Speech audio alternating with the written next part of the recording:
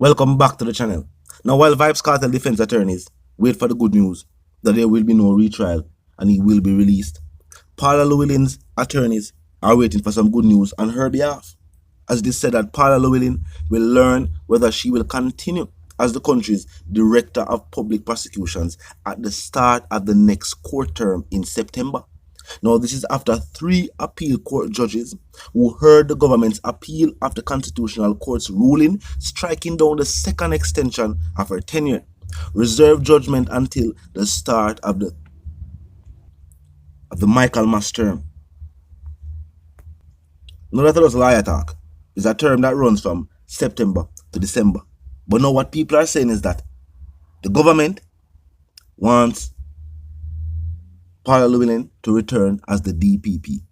They believe that the individuals who are acting DPP now and the other people within the office need Paula Llewellyn there. Now, of course, Vybz Kartel and the other appellants will know whether there will not be a retrial or there will be a retrial before that. So before Paula Llewellyn hears about her situation, Vybz Kartel will hear about his.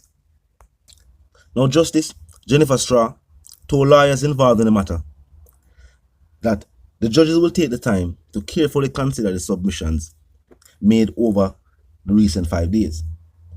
The presiding judge acknowledged that the matter was one of urgency. Same thing them saying a Vybz Kartel situation. The government has appealed the April ruling of the Constitutional Court, which determined that the Holness administration breached the Constitution when it extended Paula Llewellyn's tenure for a second time.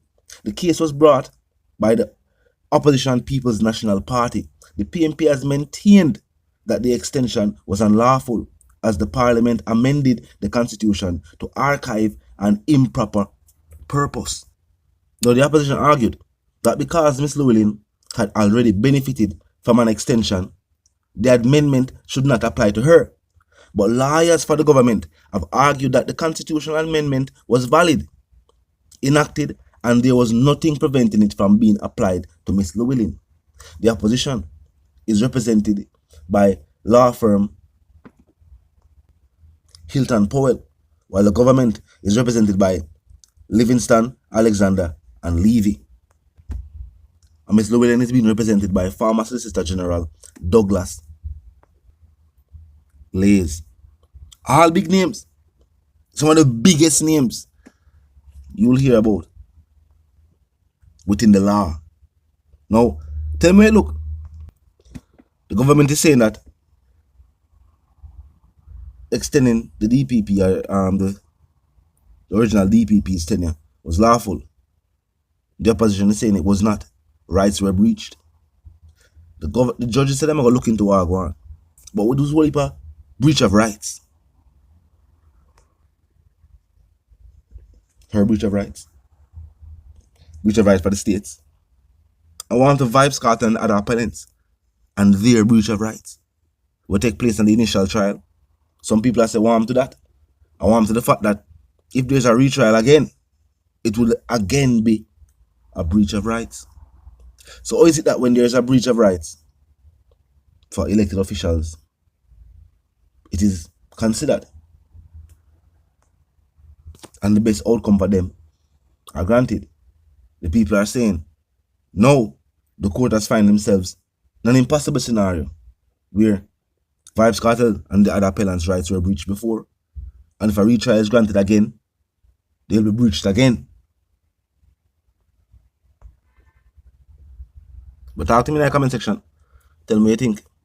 And now on to the other stories that are making headlines today.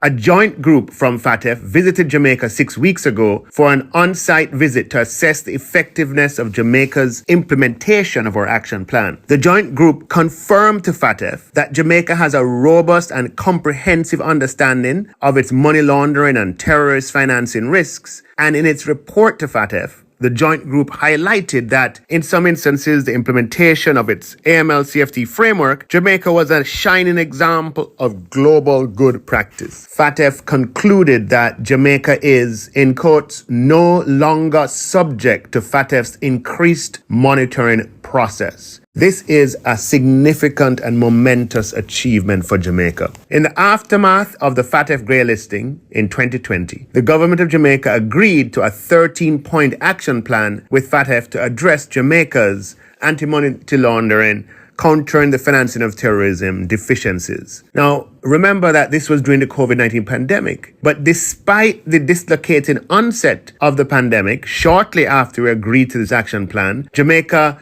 delivered on the full range of the legislative and regulatory reforms detailed in Jamaica's action plan and ensured that the implementation of these was effective. We pledge our unwavering commitment to ensuring that Jamaica builds on this achievement and maintains up to date with the latest global standards in the AML-CFT and countering the proliferation financing spaces. So while we celebrate this milestone achievement, we have to look ahead to ensure we never again give the global standard setter for AML-CFT CPF matters reason to greylist Jamaica. Before the end of 2025, Jamaica will therefore need to amend or introduce new laws to 1, regulate virtual assets and virtual asset providers, 2, to make the registration of non-profit organizations mandatory, and 3, to promulgate regulations that address certain targeted financial sanctions related to proliferation.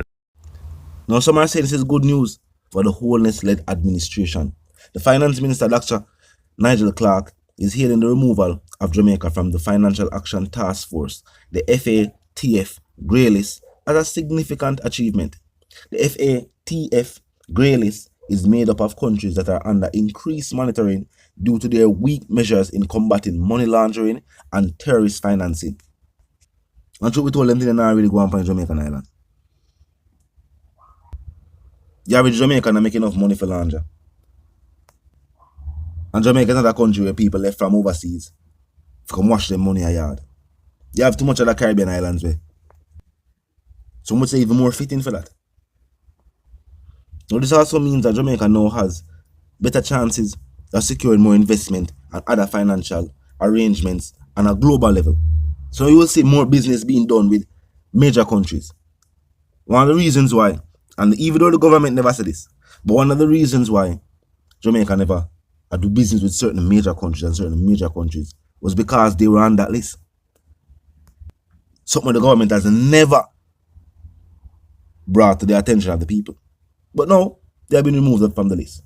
Now, Clark says, the shift is a monumental step forward for the country. He has hailed the government's action plan to address money laundering and terrorist financing issues, despite the onset of what took place globally.